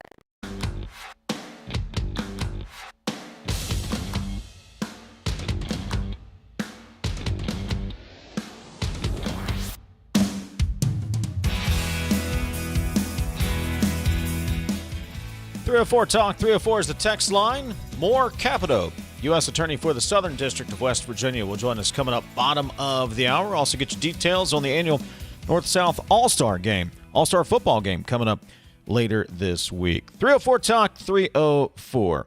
Dave and TJ, are you all happy with the MMA event on the South Lawn of the White House? Asks the texter. Meadows, I'll let you go first. Not at all. Not at all. And let me tell you why. It's not because I don't like UFC fighting. I have no problem with that. That's fine. It's because of all of these connections and who's invested and the president having financial ties to these organizations and using public property and buildings for pay-per-view or for Paramount Plus viewing. And look, I'm a capitalist. Do it. Just, look, you got to make the government whole, or don't do it at the White House. I'll tell you what really turned me around on it last night. Biggest thing of all. I don't even know who the guy is. He's being interviewed by Joe Rogan after a fight, and he looks and he says, in America, I'm paraphrasing here, Michelle Obama's a man. I mean, civility matters. Virtue matters. The lawn of the White House, that's what we get, and that's how we celebrate 250 years. I thought it was deplorable. You remember the ballroom? I've heard about it. Yep, Your favorite deal? Same thing. I don't care. I have a lot of things going on. I don't have the energy to get worked up about this. I don't care. I don't care. I don't care what some MMA fighter who gets kicked in the head for a living has to say about anything. I can't muster the energy to give two new you-know-whats. I just don't care. Have an MMA fight. Let's bring in big-time wrestling. I don't care. I don't know if that's the answer you're looking for, texter. It's not the hot take you're looking for. Whatever. I just don't care. Well, that's your prerogative. I don't think you have to necessarily care. I don't. I kind of feel like you were being apologetic for that. I mean, do what you do you. Well, everybody's got a hot take. I just, whatever. I got a lot of things going on. Build a ballroom, don't build a ballroom. Put up a UFC ring. Just whatever. 304 Talk 304. Where was that? Oh, you know what? They did the thing where they texted again and their text disappeared. I was going to get to it. I promise. We'll see if we can find it again. 304 Talk 304. It's nice to see Graham Plattner exhibiting a kinder and gentler face to what it means to be a New Age Nazi. That being vastly misunderstood only cares about the well-being of all humanity. I think the autocorrect got him. Sorry, I don't even think I can say that without getting in trouble. Not what my father and uncles fought for, says the texter. Oh, Graham Plattner. 304 Talk 304. Somebody sends a meme from Bono. Didn't have that on the bingo card today. The new agreement with Iran is basically going to be the same deal to what Obama had negotiated. There may be some small changes, but it will have Trump's name on it. That is all that he cares about, is having his name on it. Look, again, I want to see the deal before to cast any judgment. But if that's what we get, that's what we get. We spent billions of dollars, jacked up oil prices for that. I don't see how that's a win. And there is something to what the texter says. The guy likes to have his name on things. The guy likes to have credit for things. Again, let me see the deal first. I'm no foreign policy expert here. I have no idea. But if we just end up right back to where we were 6 months ago, I mean, was that all worth it? Shoulder shrug emoji? Go ahead. Why is it hard for this president, any other president? I mean, we've batted this thing around now, for 46 years with Iran? Why is it hard for any president that has ever had to deal with this situation to get any kind of deal done? Let me tell you, we're a nation of consumers. This isn't WW2 in The Greatest Generation. We're not willing. Let's just be honest. Are we? I mean, let me know if I'm wrong. Are we willing to do what it takes and sacrifice what it takes? I mean, we haven't been in it this long and gas prices are jumping, and I get it. It's painful at the pump, but we are not willing to turn our backs on the almighty dollar and consumerism the way the generation of WW2 was in order to handle it. So it's politically hard for any president to get anything done with this, is it not? I think it's hard for anybody to get anything. Look, they only understand one thing. That I do know. Again, not being a foreign policy expert here. Don't pretend to be. But what I do know is you can't apply our values to the situation there. Are they, to your question, TJ, are they even going to honor a deal? No. Well, then what are we doing? I mean, look, if you want to get back to that principled question, then what are we doing here? We're going to make a deal and we're just going to end up, they're going to continue to use the money that's freed up that's supposed to go to the economy to rebuild the country to do what? Rebuild their nuclear program. Treading water and hoping it goes away. That ain't going to work. No, it is not. 304-TALK, 304 is the text line. 800-765-8255 is the phone number. U.S. Attorney for the Southern District of West Virginia, more Capito, going to join us coming up in just a couple of minutes. Later on, we'll get you some details on the North-South All-Star game that is coming up this weekend. Don't forget, summer is officially upon us about a week from now, as a matter of fact, and you want to be out on the waters. Yesterday would have been a nice day until the storm arrived to be out on the river or lake. So get ready and be prepared so you can enjoy summer in style with a great deal on a pontoon or fishing boat at Lou Wendell Marine Sales. Check out the entire inventory online at LouWendellMarineSales.com. Lou Wendell Marine Sales, we sell family fun. 800-765-TALK is the phone number. You can text the show, 304-TALK, 304. U.S. Attorney for the Southern District of West Virginia, more Capito, will join us on the other side of the news break. This is Dave and TJ. This is Talkline on Metro News for 40 years, the voice of West Virginia. It is 11:30. Time to get a news update from the Metro News Radio Network. Find out what's happening across. Today's Metro News television forecast is brought to you by Salango Law. Get results, not excuses. Meteorologist Joe Hansel here. It will be a quiet weather day today with some fog. Still be mindful if you're out and about and there are still some areas of storm damage from yesterday's damaging winds. All those yellow dots, either severe level wind gusts or storm damage. Numerous trees were reported down in the state and some power lines down too that led to some local fires too.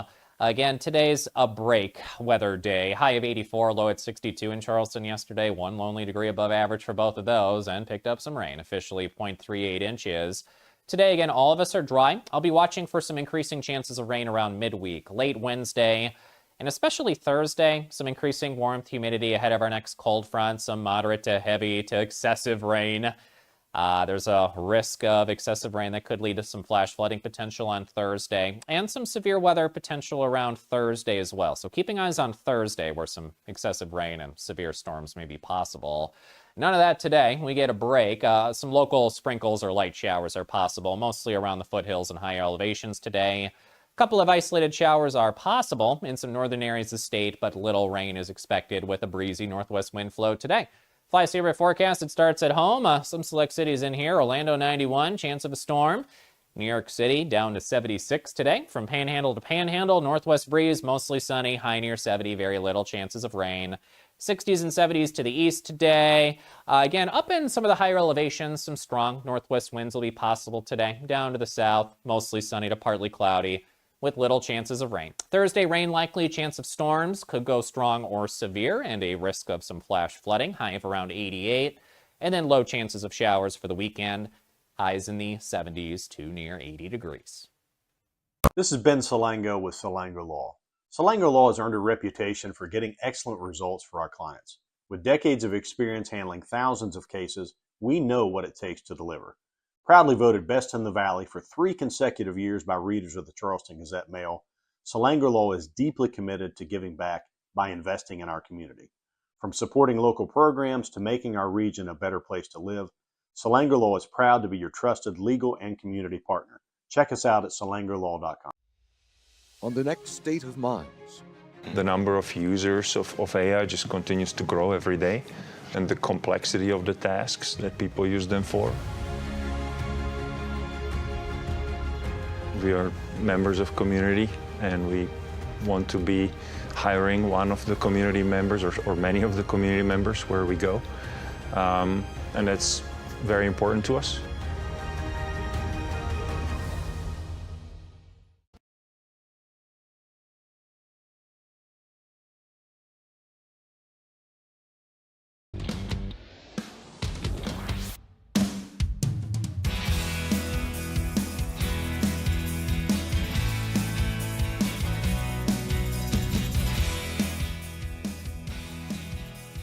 We'll be at West Virginia Wesleyan on Wednesday for Metro News Talkline. Wednesday, we will meet some of the finalists for the West Virginia Scholar, and the winner of this year's West Virginia Scholar program will be announced at the annual luncheon Wednesday afternoon. Today is the last day that you can help select this year's winner by voting for one of the 15 finalists. Go to wvmetronews.com to cast your vote and help determine who will win a full scholarship to West Virginia Wesleyan.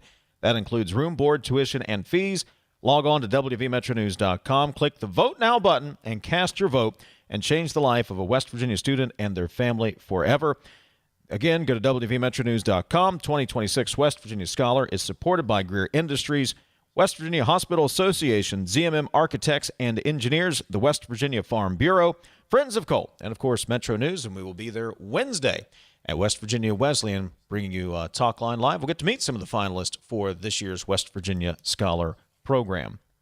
304 Talk, 304 the text line. More of your text coming up. The Never Ever campaign helps raise awareness about elder abuse and seniors the scams that seniors are facing.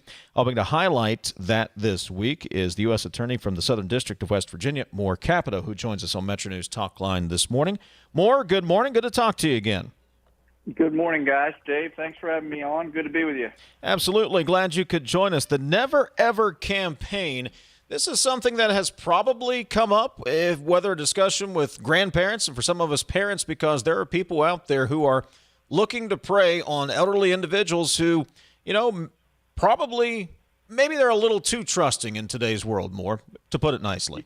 Yeah, no question about it. And I'm glad for the opportunity to be on today to talk about this. And I can tell you, coming into the U.S. Attorney's Office, there are a lot of eye-opening things that you see. But one, without question, that stood out was some of the matters that we see with elder abuse. As my 8-year-old was riding home the other day, he's in second grade. He said, life used to be so simple. And I said, dude, you're in second grade. He goes, but kindergarten, it was so simple. Yeah. But I mean, really, when you look back, when my grandparents went through some of this, people would show up to the office or to the house and they'd say, you're going to win the lottery. You're going to set your grandkids up for life if you buy into these things. Or sort of these old, landline telephone schemes that we've always sort of known about. But with the advances in technology and the creativity of bad people, I hate to say it, they're extremely sophisticated these days, and they're quite scary. I'll tell you another story, because you all know my wife, Liberty. She's on the phone, and she pulls up the car. This was about a year ago. And she rolls down the window. She said, get in here. I think I'm in trouble. She puts the phone on mute. And there's somebody on there telling her that she's about to be hauled away to jail, for missing jury duty. And so and I said, this is a scam, honey. You're getting scammed right now. This person just said Kanawha. It's Kanawha County, okay? But not everybody knows these sorts of things. And just for, some statistics for you, as we recognize, Elder Abuse Awareness Month this whole month, and today is Elder Abuse Awareness Day. Elder fraud costs West Virginia seniors about $19 million a year, and these government imposter efforts and scams cost us about 1.1. So it's very, very real, and anyone is a target, quite frankly. Talk about some of the tactics that these folks use. It seems to me, and look, we've had instances in my family too with elderly in my family. They do a really good job, these fraudsters, of using the whole idea of FOMO, fear of missing out, creating a sense of urgency that you have to act right now. Give us the best advice. If people find themselves in that situation, what should they do? How should they handle it?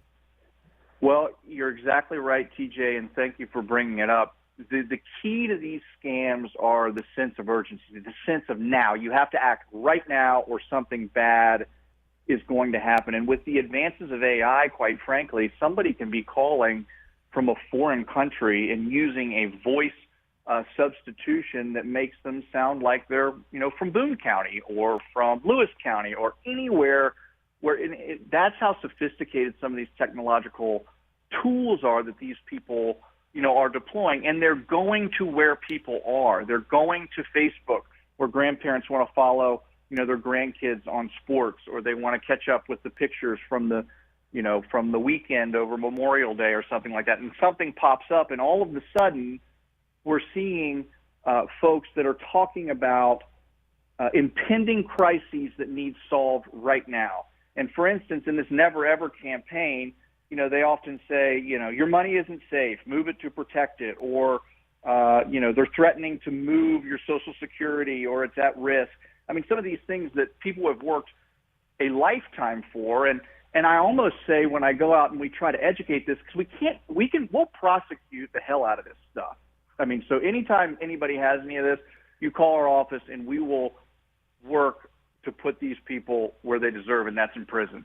But we can't always catch them, and so we believe that education is probably the best way to combat these things on the front end. And I often tell people when I'm speaking to them, particularly seniors, I said, look, if somebody calls you and purports to be from the government and says that they need to move your money, or they need your Social Security number, or something needs to be done right now, I said, hang up the phone. And if the sheriff, the deputy sheriff or the police chief shows up at your door and said you hung up on us, you call me and I'll get you out of trouble. Because we want to be overly critical and overly skeptical about these calls and these solicitations that we're going to get. So we're trying to do that very, very heavily, particularly this month with education. More Capito is joining us, a U.S. attorney. We're talking about the Never Ever campaign, trying to raise awareness about elder abuse and senior scams across the country. One of the ones, a texter pointed this out, and I've seen it come through my inbox as well, more, is you get an email, and they look very convincing that you're getting a refund from Amazon or PayPal or pick your favorite retailer. All you need to do is call this number, and that's where they get you. Then they get your card information, your bank information, whatever it may be, and that's how they get you. So are there any telltale signs that we are potentially being scammed?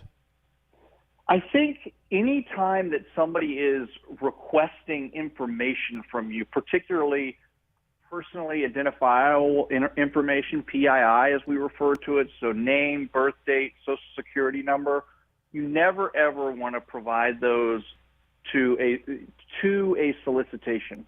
When somebody has solicited that information from you electronically, through email, through text message, on Facebook, never, ever, ever provide that information. And I always say that a good fail-safe is to, if you're concerned or you think you're owed by Amazon, $50 for a refund, pick up the phone, Google a different number, or look up a different number for customer service for Amazon. Call that number and say, hello, I received a solicitation from someone that purports to be Amazon. It may be.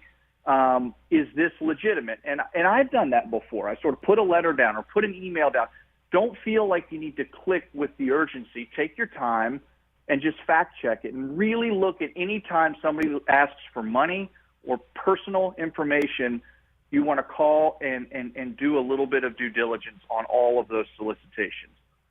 Talk to us about this concept known as phishing. Many of us have social media profiles. Many of us are engaging in the public discussion with these vehicles. We're also sharing a lot of information. We're posting about our children. We're dropping names. Those that would do bad are very sophisticated about leveraging that information that we publicly volunteer, tying it back to figure out those seniors that are in our family, and then using that information to exploit them. So is it a matter of us being more diligent about what we put online into the ether? Is it a matter of having conversations with our loved seniors about the fact that the world is a terrible place and this happens? How do we combat that? Yeah, I mean, I think, online or cyber hygiene is incredibly important.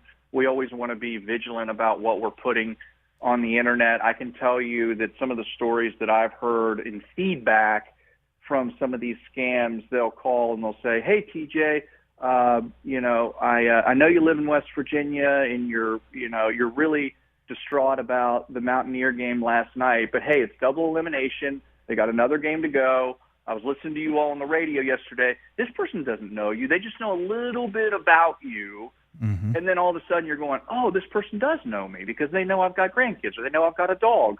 And that sort of, it puts the guard down to where now you think you're talking to somebody that actually knows you. But I think you hit on a really interesting point. We always want to be conscious about what we're putting on the internet because, you know, that stuff is there and it's retrievable really by anybody. And even if you think for, you know, some privacy setting that you have on your Facebook or privacy setting that you have on your Twitter or some of these accounts or X, you know, this stuff isn't hidden and people can absolutely get to it. So you always want to be careful about what you publish. I remember, you know, back in the day, you know, I mean, you talk to your parents or your grandparents, if you're lucky enough to still have them around. I mean, they guard their Social Security number like, you know, it's a lockbox. You know, you don't give that out. That can really hurt you if somebody has that. But these days, people will text it, you know, to their banker or their insurance person. They, you know, we're just so lax with the ability to make things easy to us. I think that it sometimes costs us. But phishing is absolutely something that that these people are constantly trying to do because, as you all know, data really rules the day. The more that, you know, whether it's above board or below board, people want your data because they can predict what you're going to do, when you're going to do it, what it is you like, and how you like it. He's Mark Capito, U.S. Attorney for the Southern District of West Virginia. More about 20 seconds. Where can people turn to if they think they have been scammed? Well, the first thing they can do is hang up the phone or click the X, but the National Elder Fraud Hotline is always a good one, 833-FRAUD-11. The Federal Trade Commission Fraud Reporting Portal is reportfraud.ftc.gov. So if you have any doubt at all, always feel free to call our office, 304-345-2200, and we will get you to the right place, 304-345-2200. U.S. Attorney for the Southern District of West Virginia, Mark Capito. We appreciate it. Good to talk to you again. Hey, good talking to you guys. Have a good day. Thanks. Absolutely. Coming up, some information. The North-South game's coming up. We'll talk about that next. Right now, America is hungry for energy, more power, more reliability, and more security. So here's a question worth asking. Why not coal? And why not now? West Virginia sits on one of the most abundant energy resources in the world. Generations of miners, proven infrastructure, and coal-fired power plants already delivering dependable, around-the-clock electricity. At a time when demand is surging and reliability matters more than ever, coal isn't a question mark, it's a solution. Today, there's robust support in West Virginia and Washington to strengthen American energy independence using the resources we already have. So again, we ask, why not coal? And why not now? Because when it comes to powering our homes, our hospitals, our economy, and new opportunities, West Virginia Coal is ready. A message from the Friends of Coal, powering America today and tomorrow. Plan a holiday getaway to the 64th Annual Mountain State Art and Craft Fair, July 2nd through the 4th at Cedar Lakes in Ripley, West Virginia. Shop for handmade Appalachian crafts, enjoy live music, a quilt show, and don't forget the great food. Celebrate America's 250th at America's largest small-town Independence Day celebration. Learn more at RipleyCVB.com. It's all happening on Independence Day weekend in beautiful Ripley. Once you do it, you'll be back. You're listening to Talkline on Metro News, the voice of West Virginia. In 1914, the same year the first commercial flight soared and the Panama Canal opened, Greer Industries was born. Herbert and Agnes Greer began in Morgantown, West Virginia, striking the first pick into the limestone formation that would become the backbone of one of the state's great industrial legacies. From the roads we drive on, the buildings we build, and the communities we serve, Greer Industries has been delivering quality for decades. At Greer Industries, we've been improving lives for more than a century. What does it mean to lead in medicine? J.W. Ruby Memorial Hospital is the top hospital in West Virginia, nationally recognized for 3 programs in 18 procedures and conditions. But to us, leadership means being first in care, in lives saved, in lives restored. In medicine, we lead in the ways that truly matter. On the next State of Minds. The number of users of AI just continues to grow every day. and the complexity of the tasks that people use them for. We are members of community, and we want to be hiring one of the community members or many of the community members where we go. And that's very important to us. The best selection of WVU apparel is at Daniel's Men's Store. Exclusive designs you won't find anywhere else. Stylish, sophisticated, and unmistakably mountaineer. Shop in store or online at danielsofmorgantown.com. You own a boat because you love spending time on the water. Choose the outboard that allows you to make the most of it. Honda Marine's legendary reliability, ease of maintenance, and powerful performance keep you going strong.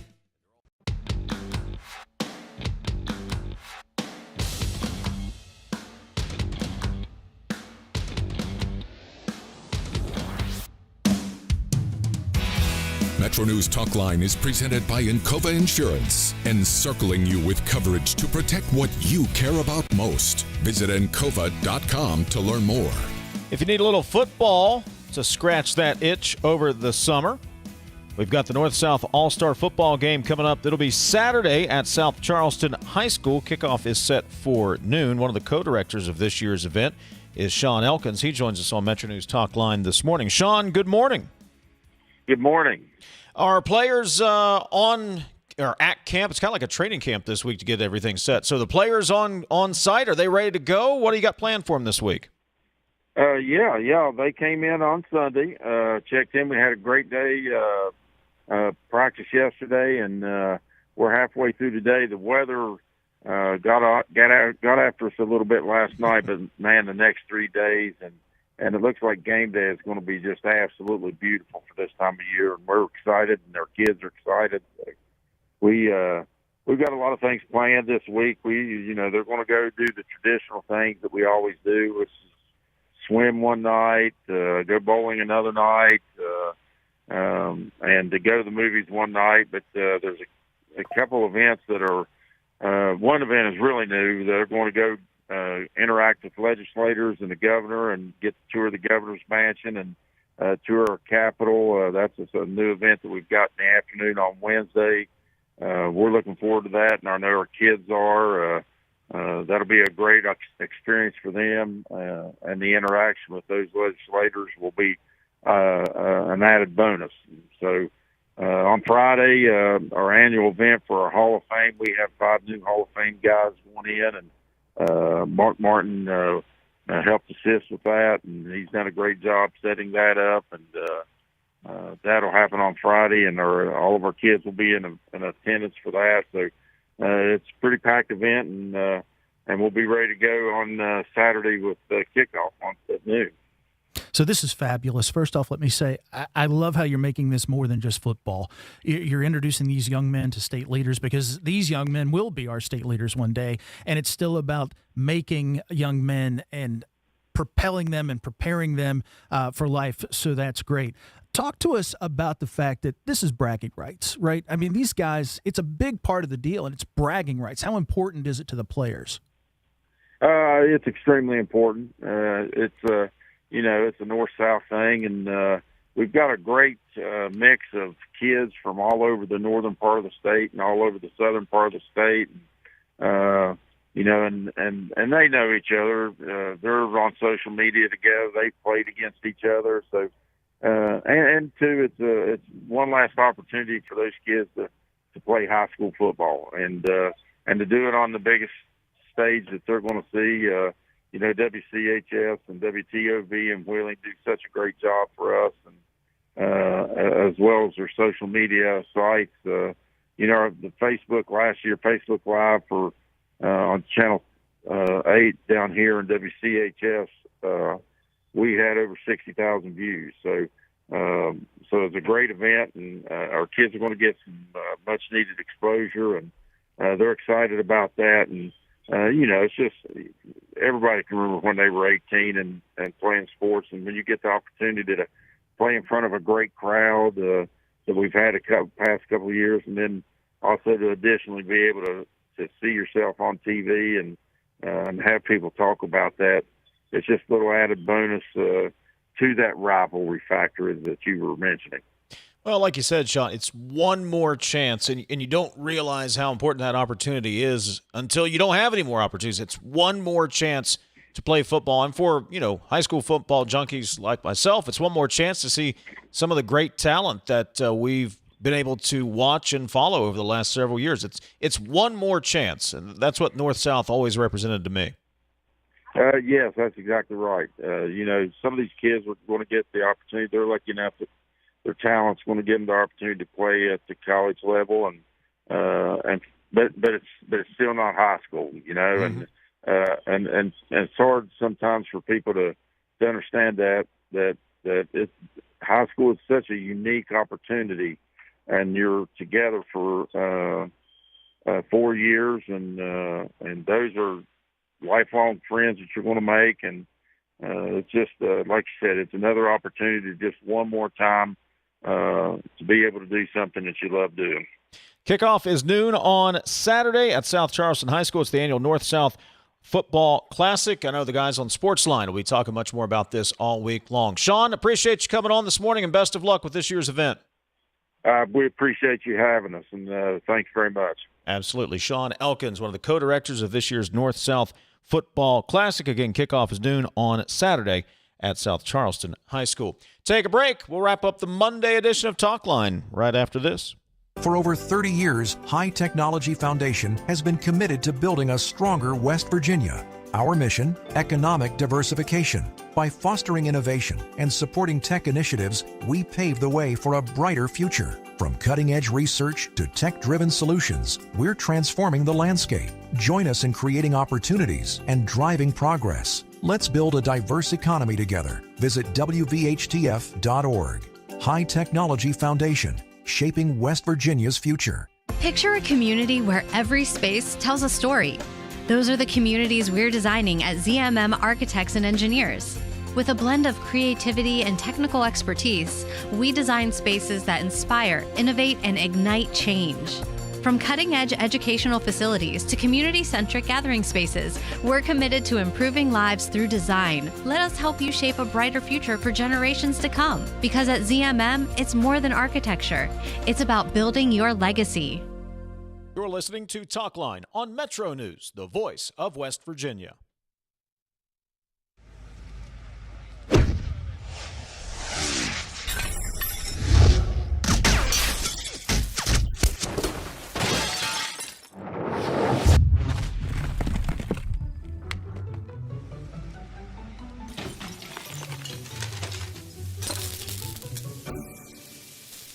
I'm Sean Kovich, Mountaineer Golf Coach.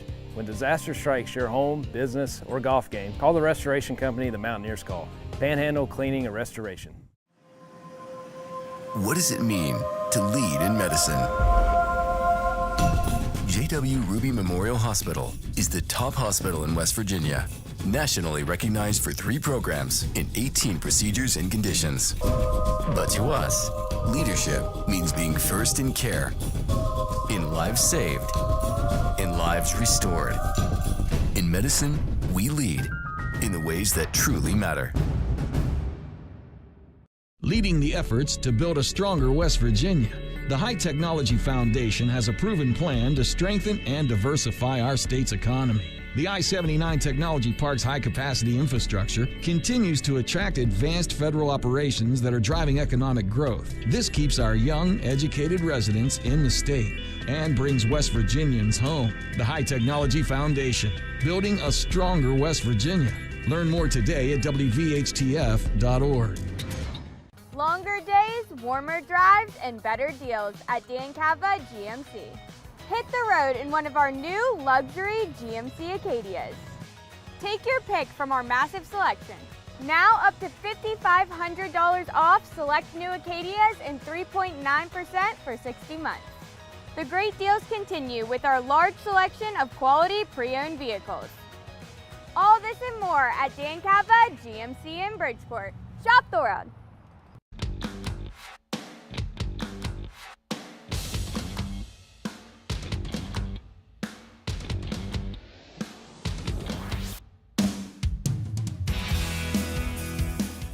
Jackpots are growing in West Virginia. Jackpots are on the rise every week. Powerball hits Mondays, Wednesdays, and Saturdays. Mega Million lights up Tuesdays and Fridays. That's 5 chances a week to get in on life-changing jackpots. Play in-store and online. 18 plus to play. Please play responsibly. The Powerball jackpot is $269 million. Mega Millions jackpot is $430 million. So go ahead, play today. Couple of quick texts here before we call it a day. Always check with your local bank if you think you've been charged for something wrong. 99% of those emails are notices are fake, says the texter. When I get a call like you're talking about, I say, hold on, the FBI wants to talk to you. Then they hang up, says the texter. That's one approach. Absolutely report it, though. 1-800-CALL-FBI, I think it is. They want that stuff. Report it.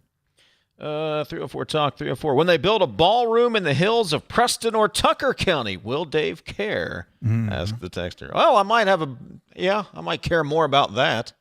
Although if the ballroom's a nice ballroom, we'll see. Yeah, you might want to take up ballroom dancing, you and the missus, in this fabulous retirement. Probably not. Probably not. Sorry, Jenna, I tried. That's all we have for today. We'll talk to you tomorrow at 10:06. Talkline on Metro News, voice of West Virginia.